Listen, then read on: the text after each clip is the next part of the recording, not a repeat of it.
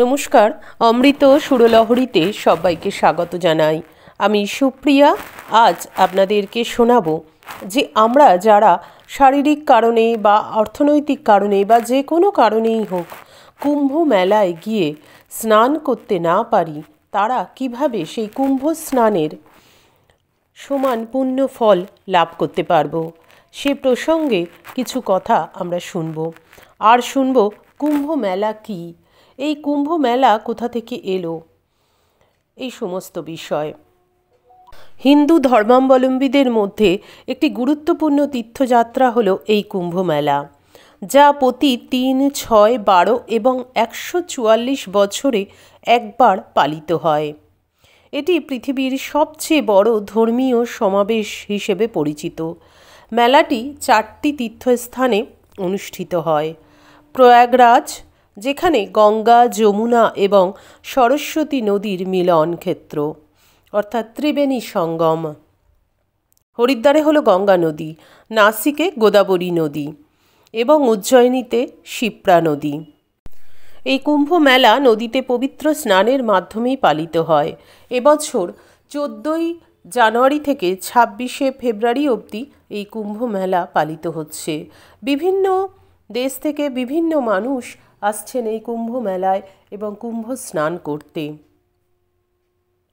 এটি একটি শুধু ধর্মীয় উৎসব নয়, এটি সম্প্রদায়ের বাণিজ্য মেলা, শিক্ষা, সাধুদের ধর্মীয় বক্তব্য, সন্ন্যাসীদের সমাবেশ এবং বিনোদনের মিলন মেলাও। তীর্থযাত্রীরা বিশ্বাস করেন যে এই নদীগুলিতে স্নান করা তাদের অতীত পাপের জন্য প্রায়শ্চিত্ত করা হয়। এই নদীগুলিতে স্নান করলে শুদ্ধি সাধনের একটা উপায় হয় এবং নিজেরা পাপ মুক্ত হতে পারেন। কুম্ভমেলার প্রচলন ঐতিহ্যগতভাবে 8ম শতাব্দীর হিন্দু দার্শনিক ও সাধু শ্রী আদি শঙ্করাচার্যের সঙ্গে যুক্ত। তিনি ভারত জুড়ে বিভিন্ন মঠ ও ধর্মীয় সমাবেশে দার্শনিক আলোচনা ও বিতর্ক চালু করার চেষ্টা করেছিলেন। তবে 19 শতকের আগে কুম্ভ মেলা নামে এই বিশাল তীর্থযাত্রার কোনো ঐতিহাসিক প্রমাণ নেই। প্রাচীন পাণ্ডুলিপিতে ও শিলালিপিতে বার্ষিক মাঘ মেলার উল্লেখ পাওয়া যায়। পরবর্তীতে মনে করা হয় এটাই কুম্ভ মেলা। কাহিনী অনুসারে মহর্ষি দুর্বাসার অভিশাপে ইন্দ্র ও অন্যান্য দেবতারা দুর্বল হয়ে পড়লে অসুররা দেবতাদের আক্রমণ করে পরাজিত করে। তারপর সমস্ত দেবতারা একত্রে ভগবান বিষ্ণুর কাছে গেলেন এবং তাকে সমস্ত ঘটনা বর্ণনা করলেন। তখন ভগবান বিষ্ণু তাদের অসুরদের সাথে ক্ষীর সমুদ্র মন্থন করে অমৃত আহরণ করার পরামর্শ দেন। ভগবান বিষ্ণুর এই কথা শুনে সমস্ত দেবতারা অসুরদের সাথে সন্ধি করে অমৃত আহরণের চেষ্টা করতে লাগলেন। অমৃত কুম্ভের আবির্ভাবের সাথে সাথেই দেবতাদের আদেশে ইন্দ্রের পুত্র জয়ন্ত অমৃত কলস নিয়ে আকাশে উড়ে গেলেন। এই কলস অর্থাৎ কুম্ভ। তো অতঃপর অসুর গুরু শুক্রাচার্যের নির্দেশে অসুররা অমৃত ফেরত নিতে জয়ন্তকে ধাওয়া করে এবং অনেক পরিশ্রমের পর মাঝপথে জয়ন্তকে ধরে ফেলে। এরপর অমৃত পাত্রের উপর নিয়ন্ত্রণ লাভের জন্য 12 দিন ধরে দেবতা ও অসুরদের মধ্যে একটানা যুদ্ধ চলে। এই পারস্পরিক লড়াইয়ের সময় পৃথিবীর 4টি স্থানে প্রয়াগ, হরিদ্বার, উজ্জয়িনী, নাসিক, এই 4টি স্থানে কলস থেকে অমৃত বিন্দু পড়েছিল। সেই সময় চন্দ্র কুম্ভকে ক্ষরণ থেকে, সূর্য কুম্ভ বিস্ফোরণ থেকে, দেবগুরু বৃহস্পতি অসুরদের অপহরণ থেকে এবং শনি দেবেন্দ্রের ভয় থেকে অমৃতের ঘটকে রক্ষা করেছিলেন। বিরোধী শান্ত করার জন্য ভগবান মোহিনী রূপ ধারণ করেন এবং তার সামর্থ্য অনুযায়ী সবাইকে অমৃত বিতরণ করেন। এইভাবেই দেবতা ও অসুরদের মধ্যে যুদ্ধ শেষ হল। অমৃত প্রাপ্তির জন্য 12 দিন ধরে দেবতা ও অসুরদের মধ্যে একটানা যুদ্ধ চলেছিল। দেবতাদের 12 দিন মানুষের 12 বছরের সমান। তাই 12টি কুম্ভ রয়েছে। এর মধ্যে 4টি কুম্ভ পৃথিবীতে এবং বাকি 8টি কুম্ভ দেবলোকে রয়েছে, যা কেবল দেবতা বা দেবত্বের অধিকারীরা অর্জন করতে পারেন। সেখানে মানুষের কোনো প্রবেশাধিকার নেই। সে সময় চন্দ্রাদি দেবতারা কলস রক্ষা করেছিলেন। সেই সময়ের বর্তমান রাশি রক্ষাকারী চন্দ্র সূর্যাদির গ্রহ যখন আসে, সেই সময় কুম্ভযোগ হয়। অর্থাৎ যে বছর যে রাশিতে সূর্য, চন্দ্র, বৃহস্পতির সংযোগ হয় একত্রিত হয়ে, সেই বছরই কুম্ভ মেলা অনুষ্ঠিত হয়। এবারে আমরা শুনব ঘরে বসে কিভাবে আমরা কুম্ভ স্নান করব। সে প্রসঙ্গে বলেছেন পূজনীয় স্বামী ভূতেশানন্দজি মহারাজ। সেই প্রসঙ্গ আমরা শুনব তার কাছ থেকেই।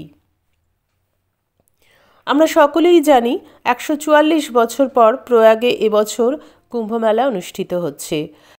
14ই জানুয়ারি থেকে 26শে ফেব্রুয়ারি অবধি চলবে এই কুম্ভ মেলা। এটা মহাকুম্ভ, কারণ 144 বছর পর এই মহাকুম্ভ মেলা অনুষ্ঠিত হচ্ছে। আমাদের প্রত্যেকেরই বিশ্বাস কুম্ভ স্নানে পুণ্য লাভ হয় এবং মোক্ষ লাভ হয়। তাই অনেকেই প্রয়াগে এই মেলায় গিয়েছেন। অনেকে আগামীতে যাবেন, আবার অনেকের ইচ্ছা থাকা সত্ত্বেও নানা কারণে যেতে পারছেন না। যারা যেতে পারছেন না তাদের জন্য শ্রীমৎ স্বামী ভূতেশানন্দজি মহারাজ বলছেন একটি গল্প। বলছেন, একবার হরিদ্বারে পুণ্য কুম্ভ চলাকালীন মহারাজকে একজন বৃদ্ধ ভক্ত বললেন তিনি কুম্ভ স্নানে যেতে চান। উত্তরে মহারাজ বললেন, এত ভিড়ে কেন যাবে? ওই পুণ্য স্নানের দিন বাড়িতে 1 ঘড়া জল মাথায় ঢেলে স্নান করো, তাতেই হবে। মনেতেই মাহাত্ম্য, মনেতেই শুদ্ধ। এই মনেতেই মাহাত্ম্য বিষয়ে মহারাজ একটি কাহিনী বললেন। মহারাজ বললেন, একবার হরিদ্বারে কুম্ভ স্নান চলাকালীন মাতা পার্বতী মহাদেবকে জিজ্ঞাসা করলেন, কুম্ভে যারা স্নান করছে তারা সবাই পুণ্য লাভ করে মুক্তি লাভ করবে? মহাদেবকে জিজ্ঞাসা করছেন মাতা পার্বতী। মহাদেব এর কোনো উত্তর না দিয়ে মাতা পার্বতীকে নিয়ে হরিদ্বারে গঙ্গার ঘাটে গেলেন। দুজনেই ছদ্মবেশ ধারণ করলেন এবং মাতা পার্বতীকে কিছু কথা বলে নিজে সব হয়ে শুয়ে পড়লেন। সামনেই গঙ্গার ঘাটে পুণ্যার্থীরা স্নান সেরে উঠে এসে দেখলেন একজন রমণী কাঁদছেন। জিজ্ঞাসা করায় তিনি বললেন তার স্বামী সদ্য মারা গিয়েছে এবং কুম্ভ স্নান করে আসা কোনো পুণ্যার্থী যদি তার স্বামীকে স্পর্শ করে তাহলে তিনি জীবিত হয়ে যাবেন। তবে যদি তিনি সত্যি পুণ্য অর্জন না করে থাকেন তাহলে স্পর্শ করা মাত্রই তার মৃত্যু হবে। এ কথা শুনে কোনো পুণ্যার্থী তাকে স্পর্শ করতে চাইলেন না। এমন সময় এক মাতাল এসে ছদ্মবেশী মাতা পার্বতীকে বললেন, মা, আমি এখনই স্নান করে এসে তোমার স্বামীকে ছুঁয়ে দিচ্ছি। এবং করলেনও তাই।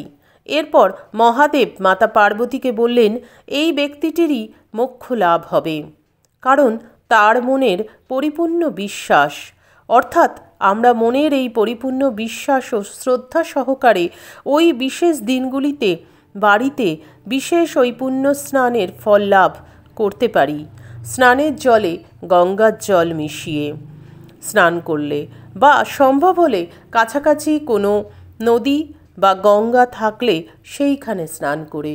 আমাদেরকে যে কুম্ভ মেলায় ওইখানে প্রয়াগেই যেতে হবে বা হরিদ্বারেই যেতে হবে বা নাসিকেই যেতে হবে বা উজ্জয়িনীতে যেতে হবে তার কোনো কথা নেই। আমরা ঘরে বসেই করতে পারি। কি করতে হবে?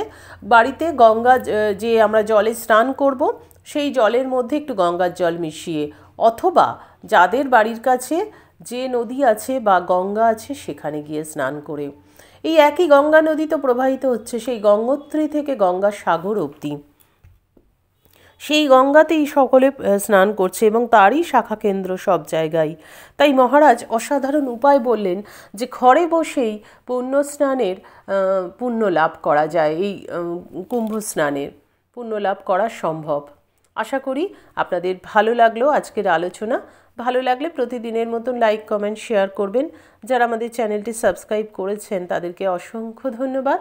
যারা আমাদের চ্যানেলে নতুন বন্ধু তাদের কাছে অনুরোধ রইল চ্যানেলটি সাবস্ক্রাইব করে পাশে থাকুন। যেতে যেতে বলবো, ঠাকুর মায়ের কৃপায় আপনারা সকলে খুব ভালো থাকুন, সুস্থ থাকুন, সকলের মঙ্গল হোক, সকলের ভালো হোক। ঠাকুর মায়ের চরণে আভূমি লুণ্ঠিত প্রণাম জানিয়ে, পূজনীয় স্বামী ভূতেশানন্দজি মহারাজের চরণে প্রণাম জানিয়ে আজকের ভিডিও এখানেই শেষ করব। আরেকটি কথা মনে পড়ে গেল, ঠাকুরও এই একটি কথাই বলছেন যে মনেতেই সব, মনেতেই শুদ্ধ, মনেতেই অশুদ্ধ, মনেতেই ভক্তি, মনেতেই মুক্তি।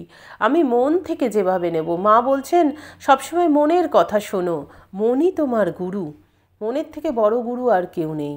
তো মন যদি আমাদের ঠিক থাকে, মনের মধ্যে যদি আমার শুদ্ধতা পবিত্রতা থাকে, মনের মধ্যে যদি সততা থাকে, মন থেকে যেটা চাইব সেটার মধ্যে যদি আমাদের চাওয়াটা যদি প্রাণ থেকে মন থেকে হয়, তাহলে উপায় কিন্তু আমরা ঘরে বসেই পাবো। তা আমাদের কোথাও যেতে হবে না। ঠাকুর মায়ের কথাগুলো ঠিক এমনি করেই ঠাকুরমা আমাদের বুঝিয়ে দিচ্ছেন, মহারাজরা বুঝিয়ে দিচ্ছেন যে আমাদের জীবনের চলার পথে কিভাবে চললে আমরা কিন্তু সমস্ত যে সমস্যাগুলো আমাদের সামনে আসবে আমরা সেই সমস্যাগুলোকে সমাধান করতে পারবো। এটা যে সমস্যা, আমরা যে কুম্ভ স্নানে যেতে পারছি না, হয়তো বা যার বৃদ্ধ বা বৃদ্ধা, যার বয়স হয়েছে, তার হয়তো মনের মধ্যে খুব কষ্ট হচ্ছে, তাকে এই কাজটি করুন। তার জন্য তাকে ঘরে এইভাবে কুম্ভ স্নানের ব্যবস্থা করে দিন, দেখবেন তিনিও খুশি হবেন। আজকের মতন এখানে বিদায় নেব। হরি ওম তৎসৎ। রামকৃষ্ণ অর্পণমস্তু। জয় মা শারদেশ্বরী, জয় তু স্বামীজি মহারাজ।